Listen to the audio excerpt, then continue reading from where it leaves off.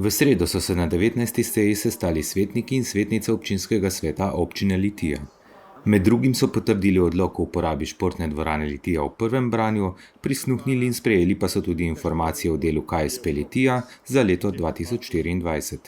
Obravnavali so še poročilo o delu policijske postaje Litija in oceno izvajanja občinskega programa varnosti občine Litija za leto 2024.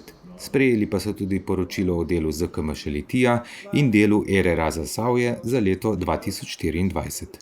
Največ pozornosti na tokratni seji pa sta poželi prvi dve točki dnevnega reda. In sicer seznanitev občinskega sveta s pobudo za državno prostorsko načrtovanje za nadgradnjo železniške proge na odsekih Zagorje-Kresnice in Kresnice-Ljubljana-Zalog ter spremembo in dopolnitev odloka v proračunu občine Litija za leto 2025 v drugem branju.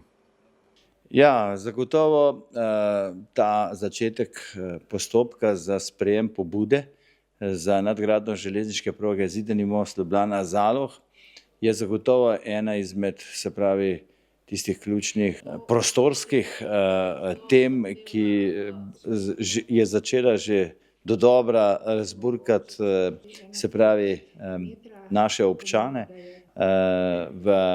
pa predvsem v smislu, to moram poudariti, da so se aktivno vključili v samo razpravo, podali tudi zelo veliko pozitivnih pripomb, s katerim smo jih tudi kot občina povzeli in jih tudi posredovali pripravljavcem tega dokumenta v samem roku.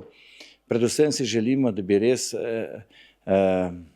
ta načrt, ki mogoče za koga še utopičen, le prišel in zagledal luč sveta, seveda čim prej, hkrati pa, da bi pri umeščanju v prostor res zasledovali vse potrebne elemente, da bi bilo teh negativnih vplivov čim manj. Od rušenja objektov do poseganja na najbolj kvalitetna kmetijska zemljišča, predvsem vprašanje na poseganje na tako imenovana poplavna razlivna območja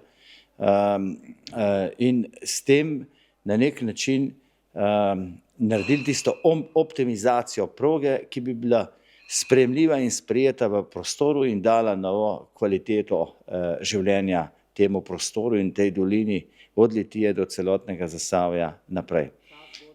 Pri proračunu pa je zagotovo danes bilo že lažje delo, ker je bilo treba mogoče samo še tiste uskladitve narediti iz prvega branja rebalansa proračuna, pa kljub vsemu mislim, da je proračun res zelo razvojno naravnan.